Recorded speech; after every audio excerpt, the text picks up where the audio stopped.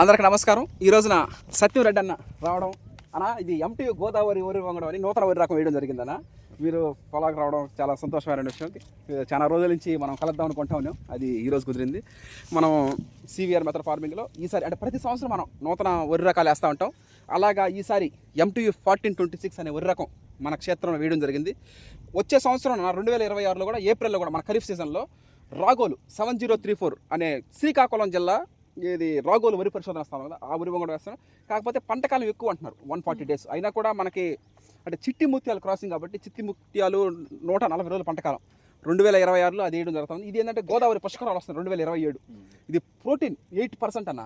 మన ఈ ఆంధ్రప్రదేశ్ తెలంగాణ వరి వంగడాల్లో ఏది కూడా ప్రోటీన్ 8% లేదు. ప్రోటీన్ ఎక్కువ ఉండాలి రైస్లో, అలాగా కార్బోహైడ్రేట్స్ కాబట్టి ఇది ప్రోటీన్ 8% ఉంది. ఇది one of the happy moment. ఈ విధంగా ఈ నూతన గోదావరి వరి వంగడం MTU 1426 CVR పద్ధతిలో మనం వరి సాగు చేయడం జరుగుతుంది ఈ సంవత్సరం. అందరికీ నమస్కారం. ఈ ప్రకృతి వ్యవసాయం ఒక 4 సంవత్సరాల నుంచి అరసా చేయడం అందరూ తెలిసిన విషయము. ఆయన 2 విషయాలు లక్ష్యంగా పెట్టుకొని ముందుకు చేస్తూ ఉంటాడు. ప్రకృతి వ్యవసాయంలో CVR మెథడ్ యాంగిల్ అది చేసుకుంటూ పోవడం. ఇంకోటి ఏంటంటే 2 తెలుగు రాష్ట్రాలలో కొత్త వెరైటీస్ వచ్చినప్పుడు ఆ పైన వరి పరిశోధన శాస్త్రవేత్తలు ఆ స్థానాలు ఆ వ్యవసాయ పరిశోధన హెడ్లు సార్లు అరసాకి బాబు దీని నెయ్యి అని చెప్తుంటారు. అందువల్ల ఇక్కడ మన ఆంధ్రప్రదేశ్లో కానీ తెలంగాణలో కానీ ఏది వచ్చినా ఆయన వేయడం ఆనవాయితీగా గత 4 సంవత్సరాల నుంచి ఒక 5-6 రకాలు వేయడం జరిగింది. ప్రజెంట్ ఇప్పుడు MTU 1426 వేయడం జరిగింది.